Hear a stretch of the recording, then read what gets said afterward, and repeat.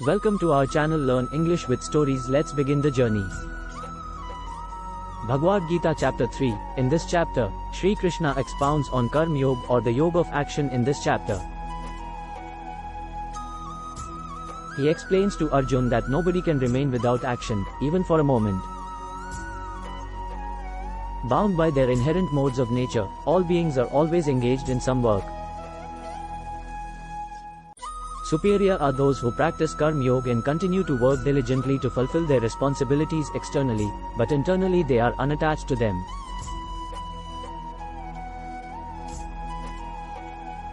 However, the hypocrites display external renunciation but internally dwell upon the objects of their senses.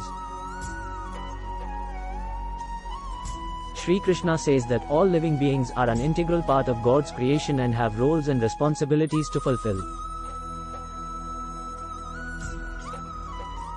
Vedas prescribe performing yajna to please the celestial gods, who in return bestow material gains. These yajnas cause rains to fall, which aids in the production of food grains for the sustenance of life on earth. Those who live only for the delight of their senses and do not accept their responsibility in this cycle, are sinful and living in vain. However, Sri Krishna says that when works or prescribed duties are performed as an obligation to God, they are also considered yajna, sacrifice. He then explains that unlike the rest of humankind, the enlightened souls are not obliged to fulfill their bodily responsibilities. They are situated in knowledge of the self and execute high responsibilities of the soul. However, they do not abandon their social duties, as it may create disharmony in the minds of the common people who look up to them for inspiration. Therefore, the wise continue to work without any personal motive only to set good examples for others to follow, else, the ignorant may abandon their prescribed duties prematurely.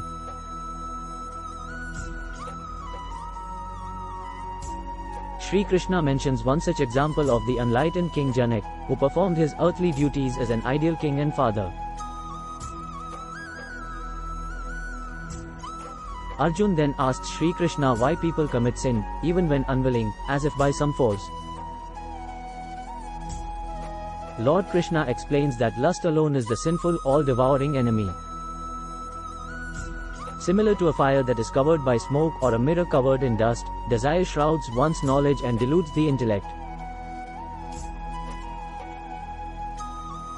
In the end, Sri Krishna advises Arjun that by controlling the senses, mind, and intellect, one can slay this enemy called desire, which is an embodiment of sin. Bhagavad Gita chapter 3 Shlok 1-2. Arjun said, O Janardhan, if you consider knowledge superior to action, then why do you ask me to wage this terrible war? My intellect is bewildered by your ambiguous advice.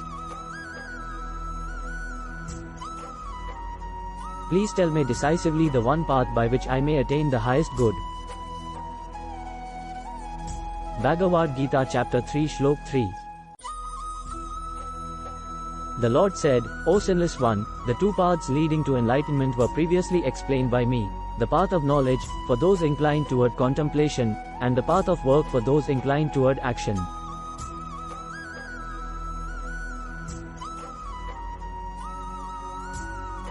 Bhagavad Gita chapter 3 Shlok 4. One cannot achieve freedom from karmic reactions by merely abstaining from work, nor can one attain perfection of knowledge by mere physical renunciation.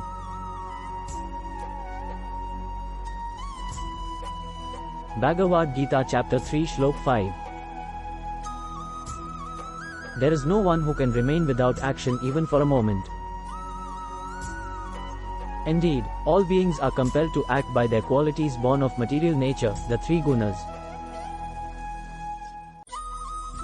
Bhagavad Gita chapter 3 Shlok 6.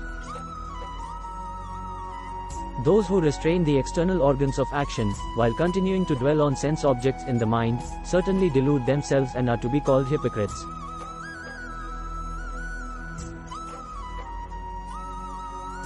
Bhagavad Gita chapter 3 Shlok 7. But those KARM yogis who control their knowledge senses with the mind, O Arjun, and engage the working senses in working without attachment, are certainly superior.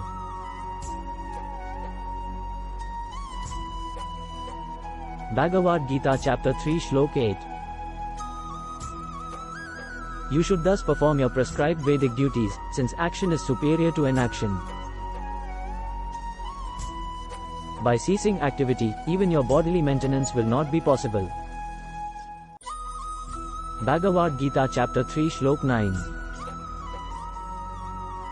Work must be done as a yajna to the Supreme Lord, otherwise, work causes bondage in this material world. Therefore, O son of Kunti, for the satisfaction of God, perform your prescribed duties, without being attached to the results. Bhagavad Gita chapter 3 Shlok 10. In the beginning of creation, Brahma created humankind along with duties, and said, prosper in the performance of these yajnas, sacrifices, for they shall bestow upon you all you wish to achieve.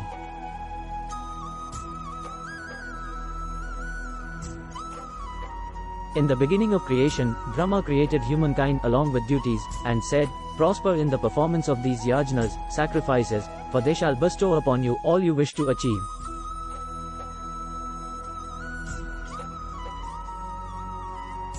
Bhagavad Gita chapter 3 Shlok 11. By your sacrifices, the celestial gods will be pleased, and by cooperation between humans and the celestial gods, great prosperity will reign for all. Bhagavad Gita chapter 3 Shlok 12. The celestial gods, being satisfied by the performance of sacrifice, will grant you all the desired necessities of life. But those who enjoy what is given to them, without making offerings in return, are verily thieves. Bhagavad Gita chapter 3 Shlok 13. The spiritually minded, who eat food that is first offered in sacrifice, are released from all kinds of sin. Others, who cook food for their own enjoyment, verily eat only sin. Bhagavad Gita chapter 3 Shlok 14.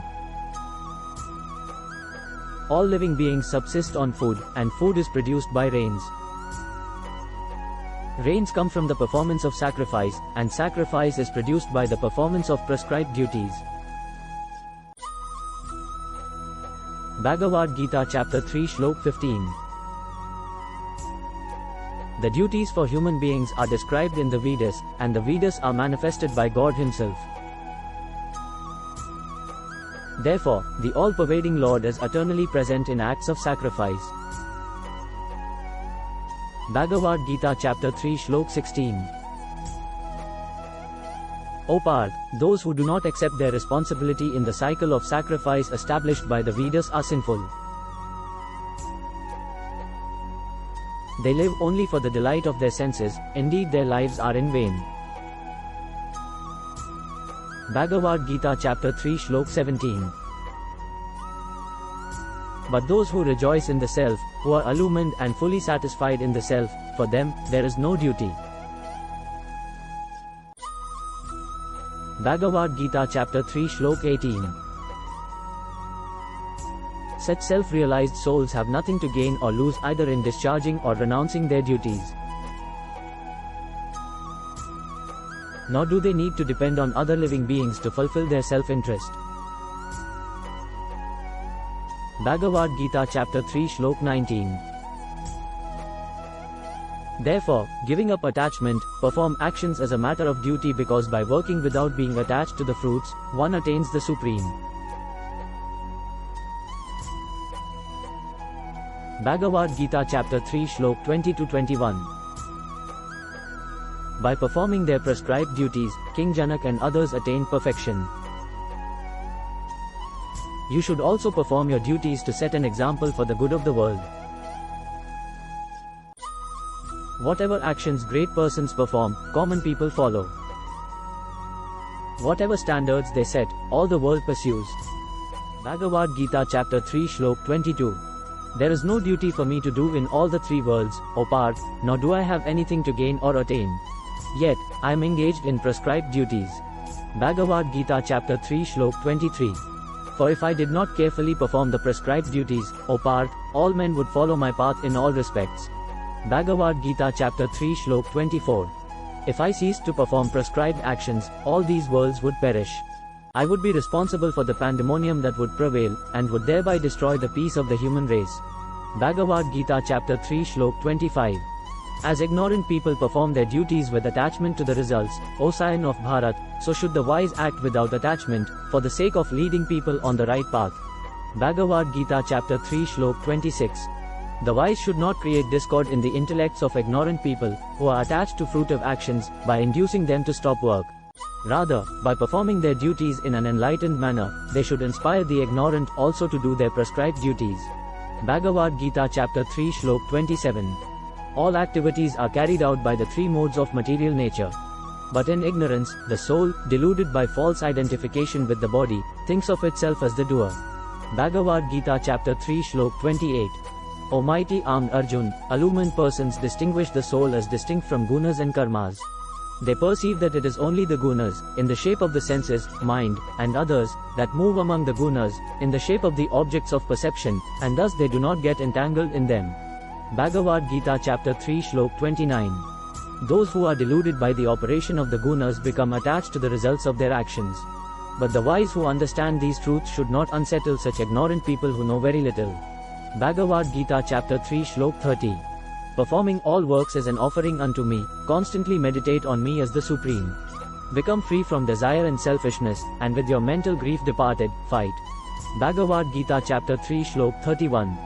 Those who abide by these teachings of mine, with profound faith and free from envy, are released from the bondage of karma. Bhagavad Gita chapter 3 Shlok 32. But those who find faults with my teachings, being bereft of knowledge and devoid of discrimination, they disregard these principles and bring about their own ruin. Bhagavad Gita chapter 3 Shlok 33. Even wise people act according to their natures, for all living beings are propelled by their natural tendencies. What will one gain by repression? Bhagavad Gita chapter 3 Shlok 34. The senses naturally experience attachment and aversion to the sense objects, but do not be controlled by them, for they are waylayers and foes. Bhagavad Gita chapter 3 Shlok 35. It is far better to perform one's natural prescribed duty, though tinged with faults, than to perform another's prescribed duty, though perfectly. In fact, it is preferable to die in the discharge of one's duty, than to follow the path of another, which is fraught with danger. Bhagavad Gita chapter 3 Shlok 36. Arjun asked, why is a person impelled to commit sinful acts, even unwillingly, as if by force, O descendant of Vrishni, Krishna? Bhagavad Gita chapter 3 Shlok 37. The Supreme Lord said, it is lust alone, which is born of contact with the mode of passion, and later transformed into anger. Know this as the sinful, all-devouring enemy in the world. Bhagavad Gita chapter 3 Shlok 38. Just as a fire is covered by smoke, a mirror is masked by dust, and an embryo is concealed by the womb, similarly one's knowledge gets shrouded by desire. Bhagavad Gita chapter 3 Shlok 39. The knowledge of even the most discerning gets covered by this perpetual enemy in the form of insatiable desire, which is never satisfied and burns like fire, O son of Kunti. Bhagavad Gita chapter 3 Shlok 40. The senses, mind, and intellect are said to be breeding grounds of desire. Through them, it clouds one's knowledge and deludes the embodied soul. Bhagavad Gita chapter 3 Shlok 41. Therefore, O best of the Bharats, in the very beginning bring the senses under control and slay this enemy called desire, which is the embodiment of sin and destroys knowledge and realization. Bhagavad Gita chapter 3 Shlok 42. The senses are superior to the gross body, and superior to the senses is the mind. Beyond the mind is the intellect, and even beyond the intellect is the soul. Bhagavad Gita chapter 3 Shlok 43. Thus knowing the soul to be superior to the material intellect, O mighty armed Arjun, subdue the lower self, senses, mind, and intellect, by the higher self, strength of the soul, and kill this formidable enemy called lust.